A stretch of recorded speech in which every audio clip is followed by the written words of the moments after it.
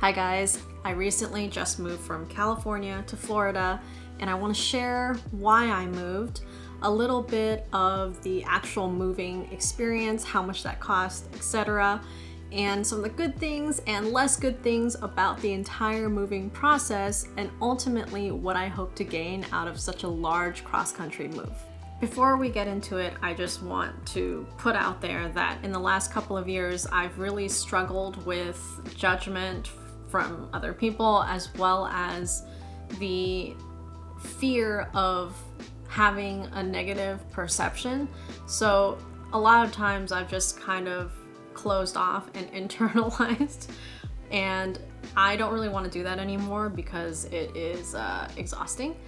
But also I think only by sharing do we really get to really connect with other people and learn and just be human beings together. As you listen to me talk through these experiences, take what resonates, leave what doesn't, and hopefully some of what I went through will help you if you ever decide to make a big cross-country or cross-the-world move. Now, context is super important here. Within a relatively short span of time, my business hit the highest numbers ever, the lowest numbers ever. Both Borderlands Bakery and My Custom Bakes, they are all consuming small businesses. So I live and breathe it every day, and my business and my personal life tend to cross over a lot, which is also a part of the challenge, especially over the last couple of years. I was also approached in around the 2019 timeframe to write a book, and that process actually is just about over today. In June 2024, my cookbook, Matcha Meets Macaron, is coming out September this year. So if you'd like to pre-order or want to check it out, the link is in the description box below. I also went through a divorce, which sucks.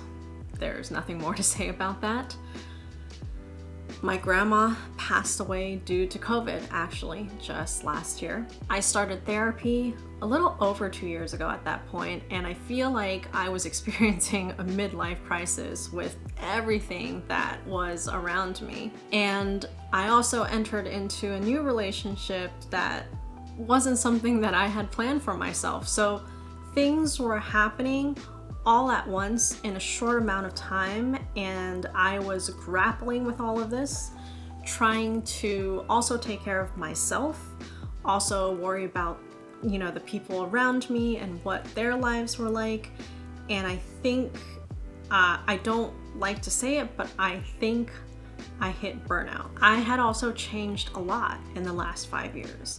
I started asking myself questions that I've never thought to ask myself before about who I am, what my values are, why I'm doing what I'm doing, who the heck am I doing it for, and is this still what I want to be doing with the one life that I know I will be living? I don't know if I get another shot at this. So experiencing sort of like that midlife challenge is difficult on its own, but with everything else that was happening at the same time, it was particularly challenging for me.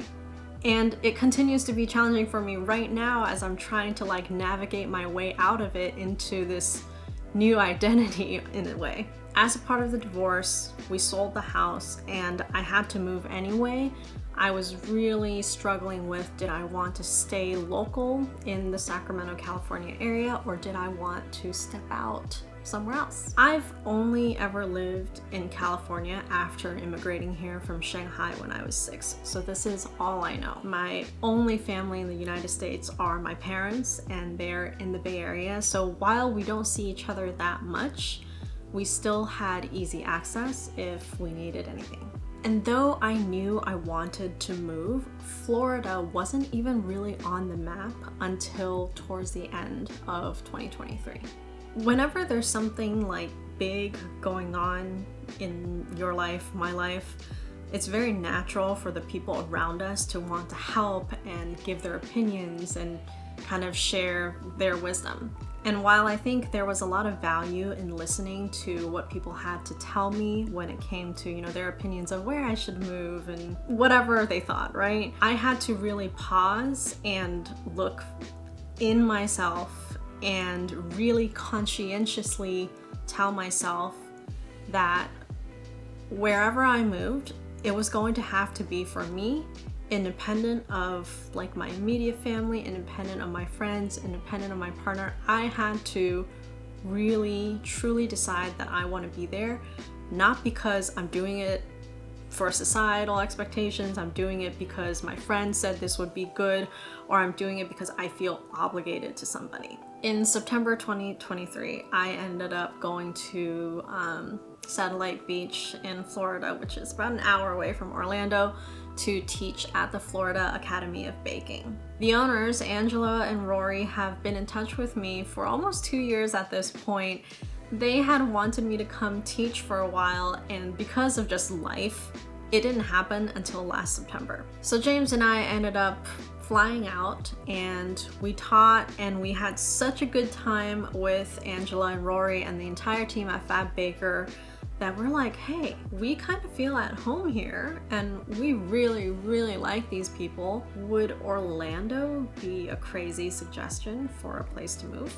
Leading up to that, we had considered other places like staying in California or moving to Las Vegas, where we have friends and we'd both have opportunity there as far as work. At that point, James and I didn't really know where we wanted to move yet. So we're like, well, this could be as good of a place as any. When we took a look at what Orlando had to offer, it was actually really appealing.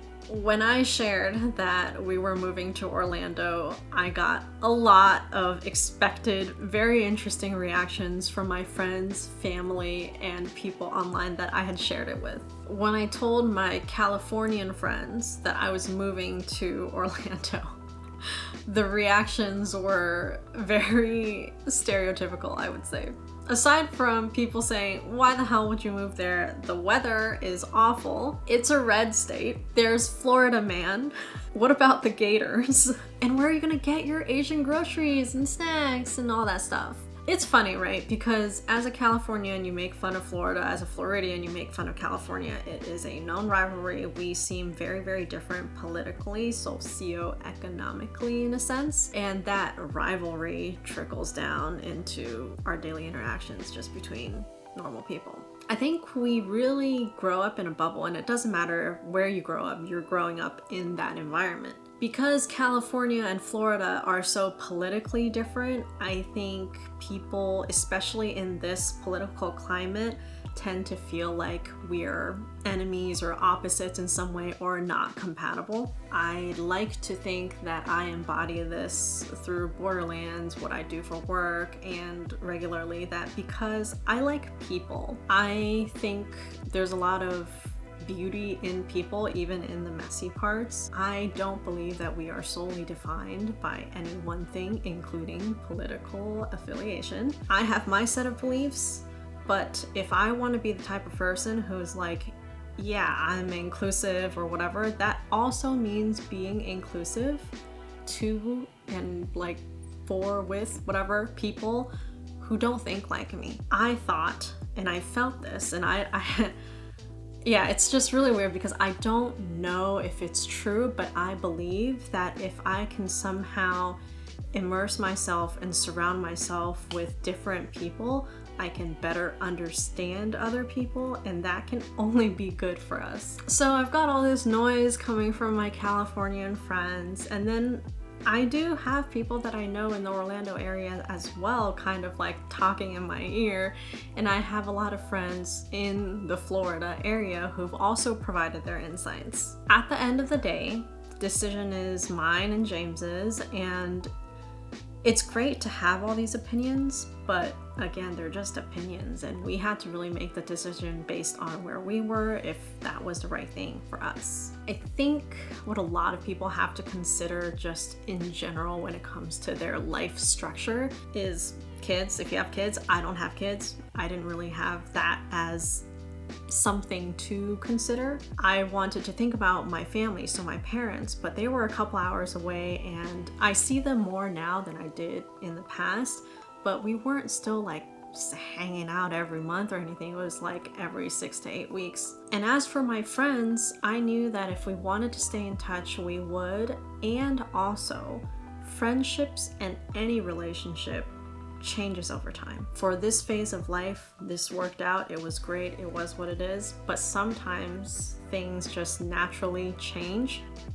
You get closer, you get, farther away. That's totally normal, and I didn't want to hold myself back due to fear of either losing relationships or having an awkward situation, because ultimately I think the people who understand are the people that will ultimately, I use that word again, stay in my life for the long run.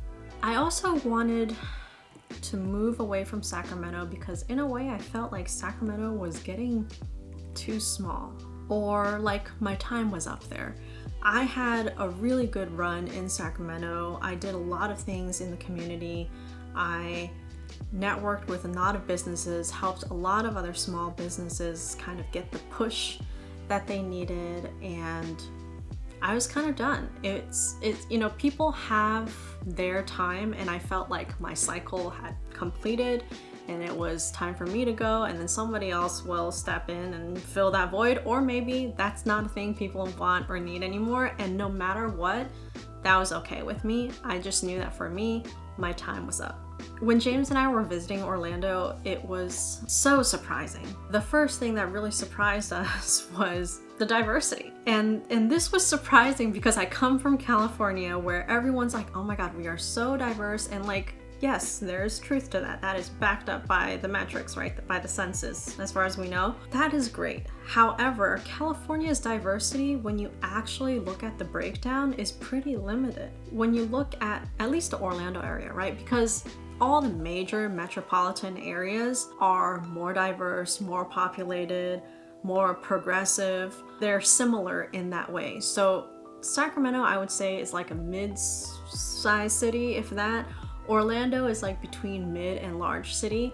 And when you do the comparison for diversity when it comes to people's races and heritages, you have to compare apples to apples. So you have to look at normalized data, not just, all these percentages, whatever. Anyway, Orlando is actually so diverse. When you go outside and you just walk around, you can feel how different people are. There are all shades of skin tones. People look all different kinds of ways and express them and dress in really different ways. That is more diversity than I experienced in Sacramento, at least. And I know that's different for places like LA or San Francisco, but I'm comparing what I know to what I'm hopefully going to, right? So that felt really good. To me, that signaled, oh, people here find a way to work it out because it feels fine on the streets for the most part. Of course, every city has the good and the bad side, but it felt really welcoming. When I think back on when my dad first came here in the early 90s, there was also kind of a melting pot vibe and feel in San Francisco that isn't there anymore in the same way. It's not as like diverse and open and accepting of all kinds of people. But Orlando, I think, still has that, and it felt really good. Orlando is also a tourist city. I've lived in San Francisco, not in like the downtown area, but just in the Sunset District. When I was young, I didn't really have a grasp on, activity, tourism, things to do. Didn't really matter. And then I moved out to the East Bay, which was really suburby. Not much going on. And then I ended up in Sacramento, which is kind of like in between the actual suburbs and like a big city. Moving to Orlando was actually kind of like moving from a smaller city to a bigger city. And because Orlando is also a huge tourist attraction, it meant there was a lot to do. There's a lot of people coming in, going out, and there was a lot of access to all kinds of things. So I wasn't going to miss my Asian grocery store or the food or the culture because Orlando has it. Let's talk about weather, because a lot of my friends were like, oh my God, how are you gonna survive in that humidity? And then I'm thinking, oh my God, I'm a professional baker and I've never baked in humidity. How am I gonna figure this out? Honestly, if you're inside and you've got the AC running and your unit is like not from the 90s, I think you're good, because these take the moisture out of the air, they keep you cool. If you're inside, you're comfortable. Now, when you go outside in the mornings, I feel like it's a little bit more humid and the heat rises pretty quickly, but in the evenings it cools down and it's actually really comfortable. I went to Costa Rica last September for 3 weeks, and let me tell you, if you think Orlando is humid, Costa Rica is like if you spritz yourself with water and put a plastic bag over yourself, and that's what it feels like all day. You're in a greenhouse. And if I could survive that, I could survive this. There's actually a lot of overlap because we're close to each other, so there are big bugs here. There are way more bugs, but there's also a lot more variance in wildlife, and it's been really cool. So at the end of the day, the reasons we moved here were for people that we believed in, and because it was actually very accessible here. This place is as good as any other place that we would have thought about. I actually did also think about New York City, but New York City is also experiencing like an influx in crime. My spoiled suburban personality would really struggle with high-rise apartment living or like very cramped living quarters because yeah, I want a garage to be attached to the house and I still want to drive my car and stuff. New York will stay a place I love to visit. I don't know if I'll live there. Right now, it's a no.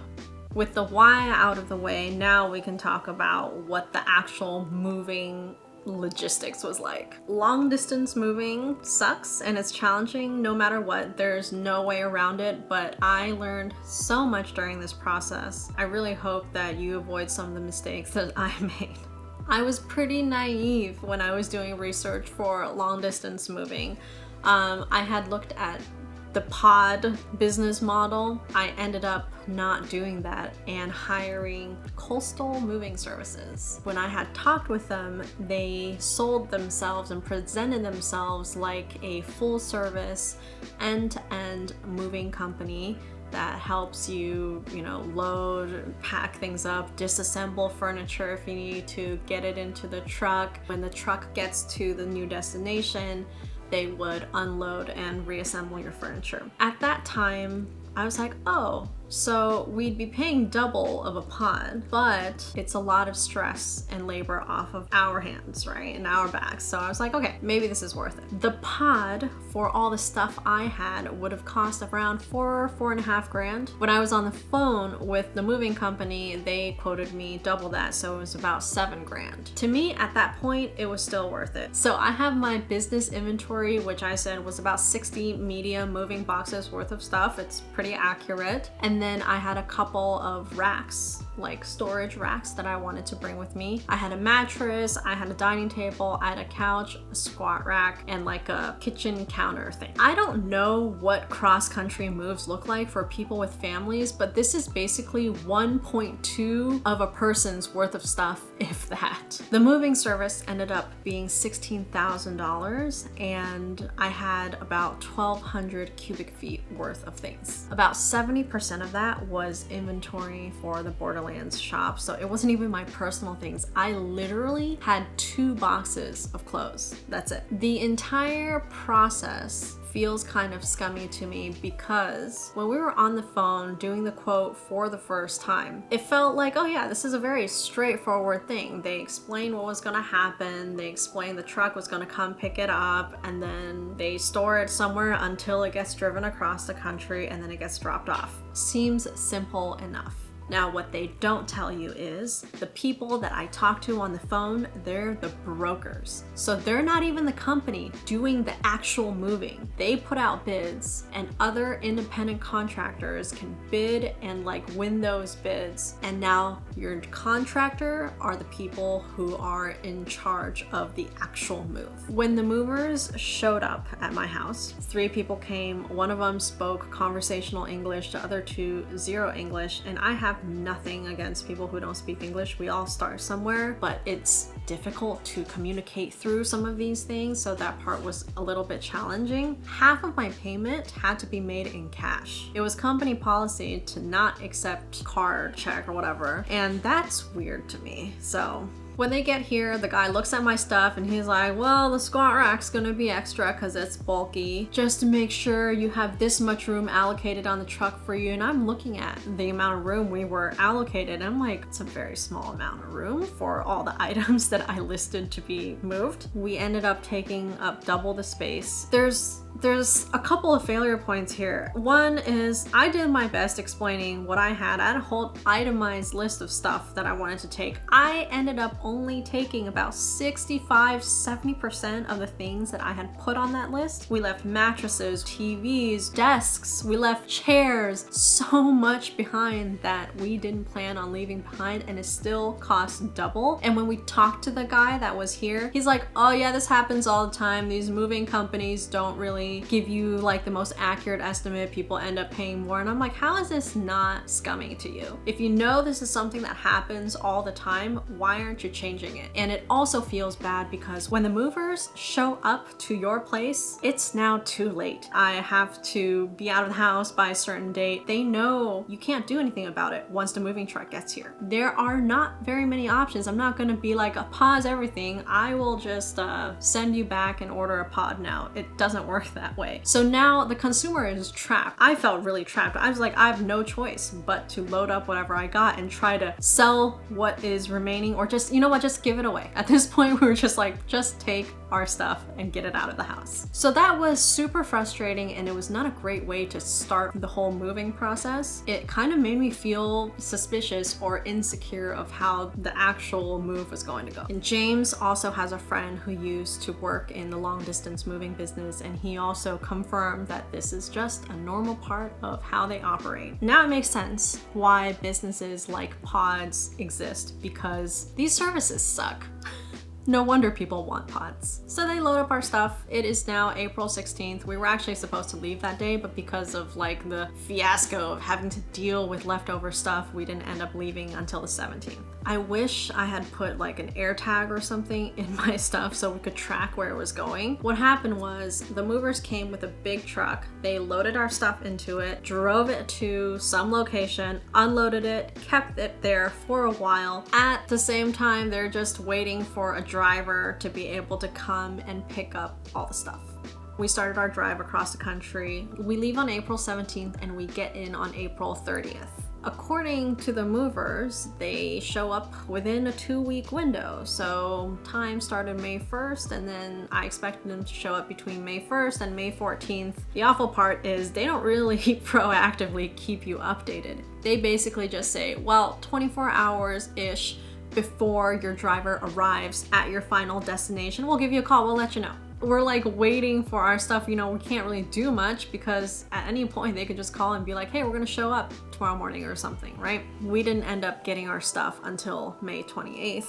When they were coming into town, we get a text the night before saying, hey, we're coming tomorrow. And we're like, oh, okay, great. I ask a follow-up question and the driver blocks me. So I can't get in contact with them after that initial text. And I was like, this is great. Because they transported all our stuff in a big rig, these trucks don't fit onto normal average residential streets. The day of, like, right when they got here, they're like, the truck can't fit. They had to get a shuttle service to transfer the stuff from the big rig to the shuttle to our place, and that shuttle ended up being just like a U-Haul. It cost us an extra $900 if we were just able to access it and do it ourselves. I mean, U-Hauls aren't $900 for like a couple hours. So that part also felt really bad.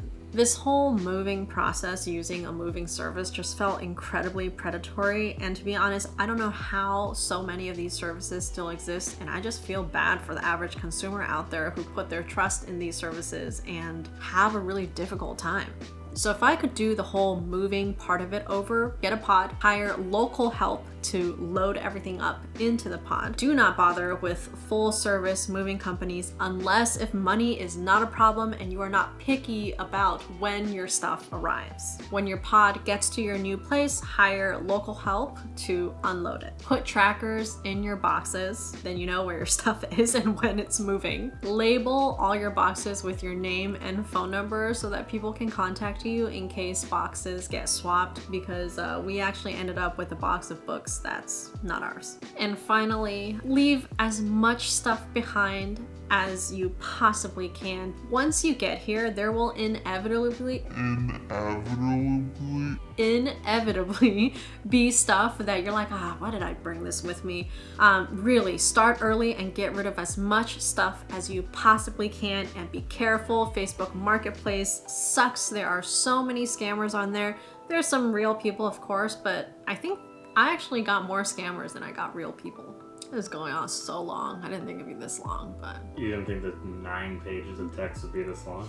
So for the actual driving across the country part, I had this very romanticized vision of what that was going to be like. We were going to take our time over 10 to 12 days and like stop and hang out and experience stuff. In reality, it was really great. It was wonderful. Putting stuff in the car, unloading it, doing dog stuff, that takes so much time and energy. We're driving across the country with our most valuable stuff in a way, right? The stuff that we want to keep close to us. So you want to bring it with you instead of leaving it in the car. That exchange in of itself just took a lot of time out of the trip. We also drive a Tesla. We had to plan charging as we drove across the country, and it was actually really easy. I've had a Tesla since 2014, so I've been grandfathered into the free supercharging program, so I didn't pay for gas along the way. They have a trip planner feature on their website and in their cars, where you just basically put in your destination. It calculates all the charging stations for you, as well as how long to charge at each station. So it was really easy to plan all of that. As far as accommodation goes,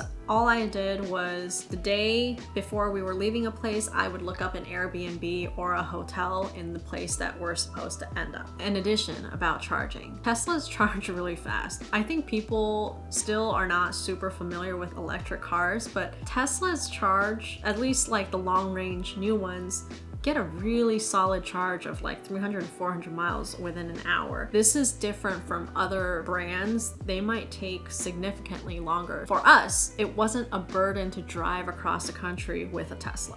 I know, and I tell people all the time, and people say this all the time, but travel is one of the best things you can do to expand your mind, to be more understanding of people who are not like yourself. Oftentimes, I think as Americans, we forget how big America is. We're always telling people to travel outside America, experience Europe, whatever, and Europeans are like, oh my God, Americans never get out. If you do not get out at all, whether it's out of state or to another country, you don't quite realize that in America, all these states are very different. They have their own culture, different like road signs, and this trip really gave us an opportunity to sort of appreciate all the differences of, you know, the man-made things like structures and processes that exist in each state, as well as how unique the environment and the terrain and the geography was from state to state. We were, so we started out in California and we shot over to Nevada. From Vegas, we went over to Arizona. Arizona was really breathtaking. So I've been to Chandler and Scottsdale. I've seen like the cities of Arizona, but I've never seen like the vast landscape, and driving through it was really breathtaking because there are these flat top giant mountains that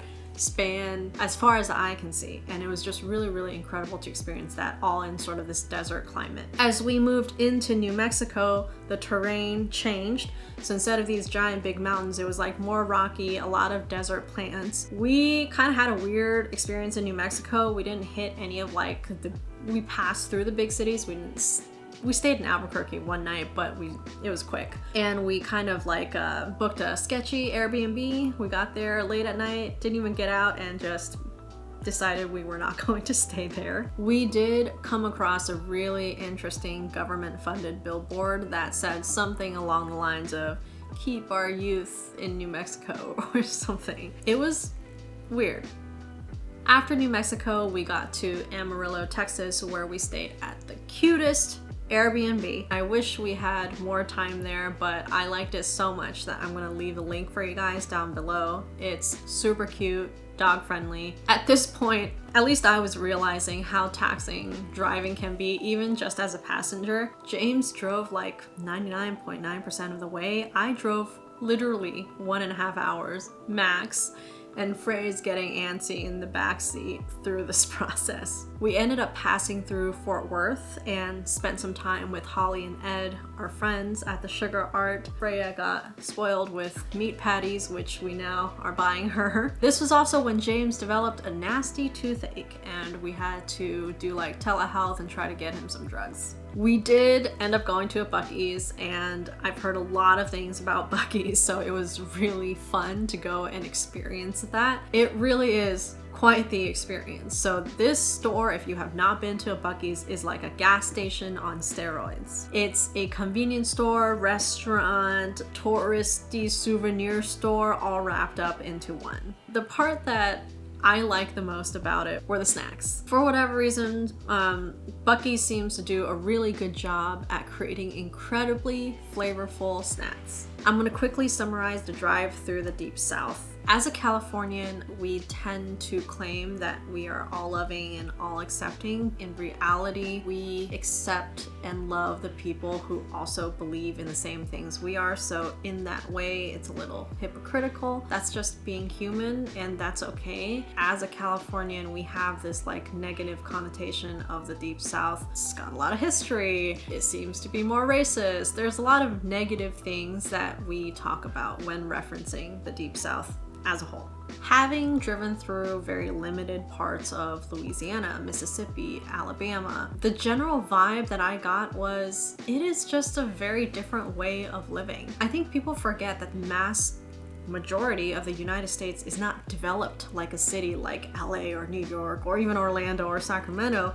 The vast majority is still pretty kind of empty, and there's a lot of people living on land. If you can look at it with that lens, you'll kind of then understand why people are the way they are, why people have different social status, economic, situations, and a different lens on life. I think it's good for all of us to be exposed to different types of things, because then we get more empathy for our fellow humans. And in a time where things in America feel very divisive, I actually think it's more important to understand people who may not believe the same things as we do. So our experience in the Deep South, though brief, was actually just fine. Sure, people aren't just driving Teslas everywhere like in California, where 1 out of like 20 cars or less is a Tesla. They've all carved out their own lives there. It's just a different way of living. The terrain was really beautiful. There was a lot of greenery. There's more water, more nature, and that's also one of the things I wanted to be around more as a part of this move.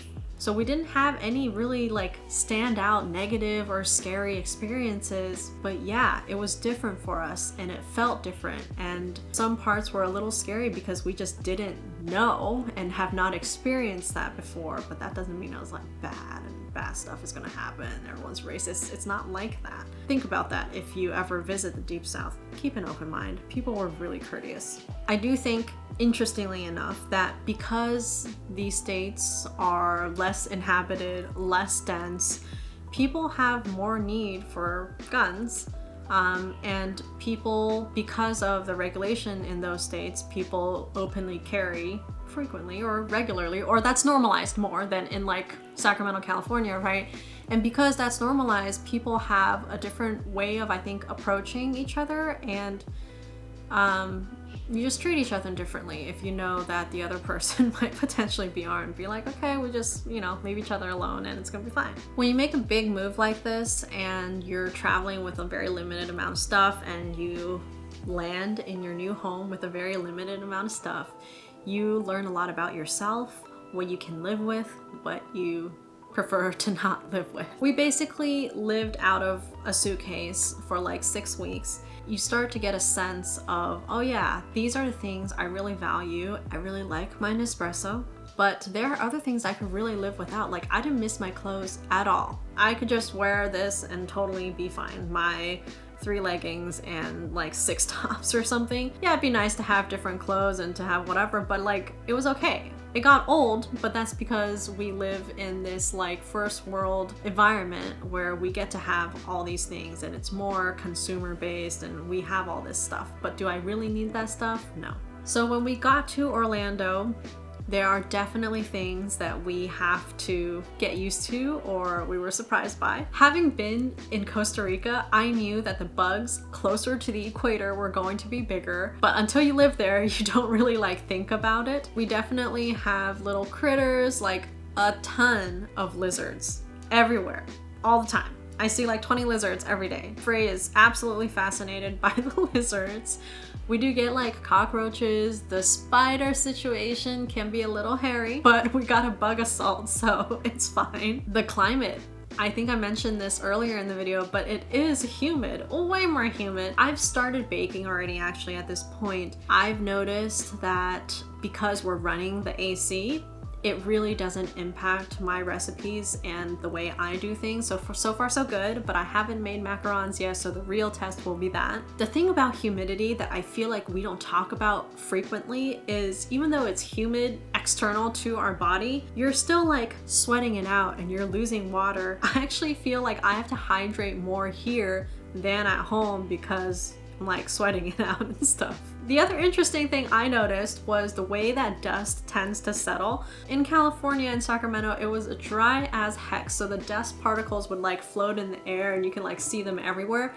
Here, because there's more moisture in the air, you'll actually see on surfaces like a layer of like fuzz or like clothing fiber, and you'll see it on the floor too. So I feel like I'm not breathing as much of it in, but it tends to like settle on surfaces. I mentioned the diversity aspect earlier, and interestingly enough, because in Orlando we have the whole spectrum of skin tones, people figure out a way to be instead of being like overly careful about what comes out of our mouth, which is important, words matter, but like you're not on guard all the time because you're afraid of accidentally saying something to offend someone. There's a little bit less of that like uptightness here, I would say. It's really interesting because coming from California, people tend to be more politically correct, at least in the way that we use our words and things like that, and I recognize there's value in the power of words. But I think there's an over focus on being technically correct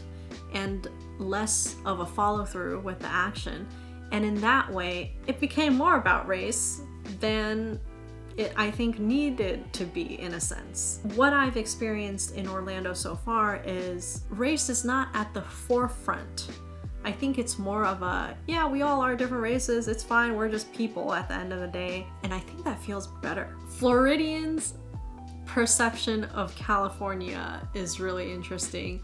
I've had a whole like spectrum of reactions when people say that we're coming from California. Some people are like, yeah, thank God, because everyone outside of California, some inside too, talk about the housing crisis, rising costs of literally everything, our legislation and how that's affected people and the criminal behavior, a bunch of different things. People kind of make fun of that here, just like how Californians make fun of Floridians. The thing that I really didn't expect that I ended up really appreciating is our immediate neighborhood and our immediate like surroundings outside of our neighborhood. When we got here, our neighbors were incredibly welcoming. I have never lived anywhere where we had like a relationship or a community in like our small circle of neighbors, and I can see that here, and it feels really, really, really good to be like, I can live here, I feel like I'm a part of something, I feel like other people in the same vicinity are looking out for me.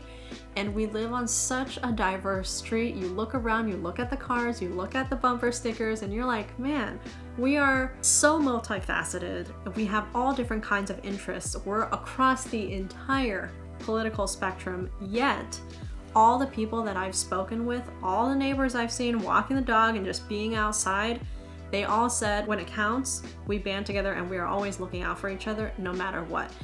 And I feel like that was lacking in California because we would only, welcome or accept the people who felt like us and thought like us, even though we're like, yeah, we're inclusive. And that was, it's a good change for me, I think. The actual neighborhood itself is incredible. I'm surrounded by trees and ponds and lakes everywhere. Animals, like so many squirrels, tons of birds, really, really cool birds. Some really freaky birds because they're so big. And I saw a flamingo fly over my head the other day, and that was like the coolest thing ever. Yeah, it's just been really great. And the environment feels good. And I think as like a human being, we want to be around nature naturally. And I just wasn't getting a lot of that back at home. I'd have to like go out and like seek it, but here I get to be surrounded by it, and I am really, really appreciative of it. Now, what are my hopes for being here in Orlando? After visiting Orlando and just seeing like how diverse it was, I was like,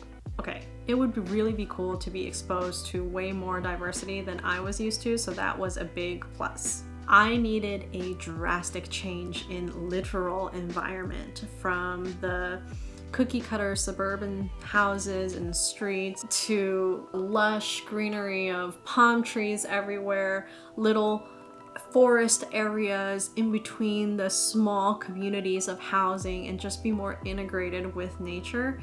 I really wanted that. I also really wanted to go where there was more water. So when we were thinking about moving to Vegas, I was like, man, we're going to the desert again. Now that we're around more water, I feel better, and my skin feels better, and I think my body and like my lungs feel better. My nose hasn't been acting up. I've had no allergies since I've been here, even though there's lush greenery everywhere. Who knows if that'll develop later, but for now it's good. One of the questions that is relevant that one of my IG friends asked me was, how do you plan to make friends and form a community here? That's something I wanted to challenge myself with, because I had gotten very comfortable back at home, but comfort also meant no growth, and for growth I had to seek it out in different ways. And because I felt like I had kind of reached my time, there was also a sense of like I didn't want to, because I just needed a big change. I hope that by going to teach regularly at Fad Baker, I'm going to be meeting more people, that through the existing friends and connections that I have here, I will also meet more people, and organically, as I start ultimately selling some baked goods out of my home, I can meet more people that way. And also maybe I should pick up a hobby that is not my work, and maybe that will also help me meet new people. So it's just, I'm gonna be very organic about it, but also intentional in that I will put myself out there in a way that I haven't done in a while, and I'm really excited about it. Hopefully this gave you guys some good insights as to why I moved and what I messed up on, so that you cannot mess up on it if you ever end up doing a big move in your future. And hopefully some of my experience also allows you to think about some of the things that are important to you and see how that fits in your life. See you in the next video.